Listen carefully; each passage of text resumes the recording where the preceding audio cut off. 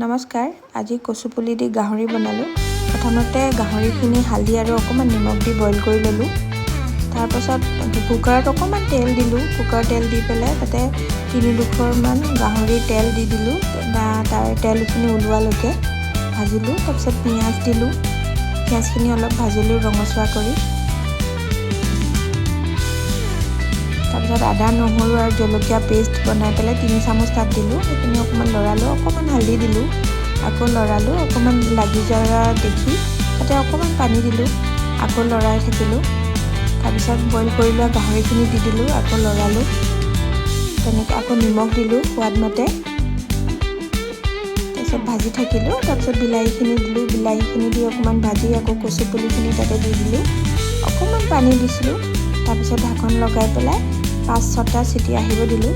তাৰপিছত ঢাকনখন খুলি আকৌ গেছত বহাই পেলাই আকৌ অকণমান দেৰি ভাজি থাকিলোঁ কম চিমত। এনেকৈ 5 মিনিটমান যোৱাৰ পিছত আমাৰ হৈ গ'ল গাহৰি আৰু কচুপুলি ৰেচিপি ৰেডি।